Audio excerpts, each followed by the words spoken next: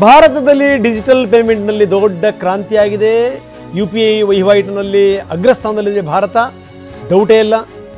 IMF ಇದಕ್ಕೆ ಸಂಬಂಧಪಟ್ಟಂಗೆ ವರದಿ ಕೊಟ್ಟಿದೆ. ವಿಶ್ವದಲ್ಲೇ ಅಗ್ರಸ್ಥಾನ. ಪ್ರತಿ ತಿಂಗಳು 18 ಬಿಲಿಯನ್ಗಿಂತ ಹೆಚ್ಚು ವಹಿವಾಟು ಈ ಮುಖಾಂತರ ನಡೆಯುತ್ತೆ, UPI ಮುಖಾಂತರ. ಜೂನ್ ತಿಂಗಳಲ್ಲಿ 24.03 ಲಕ್ಷ ಕೋಟಿ ವಹಿವಾಟು. ಕಳೆದ ವರ್ಷ 13.88 ಬಿಲಿಯನ್ ವಹಿವಾಟು.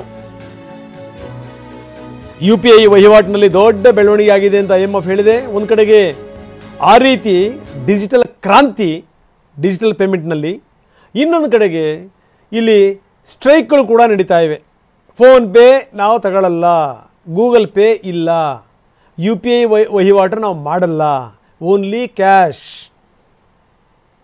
ಈ ರೀತಿ ಎಲ್ಲೋ ಒಂದು ಕಡೆಗೆ ಈ ಸಣ್ಣ ಪುಟ್ಟ ತಪ್ಪುಗಳಿದಾವಲ್ಲ, ಅದು ಇಷ್ಟರ ಮಟ್ಟಿಗೆ ದೊಡ್ಡದಾಗಿದೆ.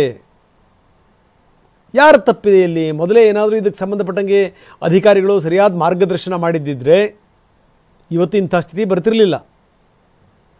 ಒಂದು ಕಡೆಗೆ ಏನು ಅಂದರೆ ಕ್ರಾಂತಿಯಾಗಿದೆ ಈ UPI ಪೇಮೆಂಟ್ ವಿಚಾರಕ್ಕೆ ಸಂಬಂಧಪಟ್ಟಂಗೆ. ಒಂದು ವರ್ಷದ ಅವಧಿನಲ್ಲಿ 32% ಬೆಳವಣಿಗೆ.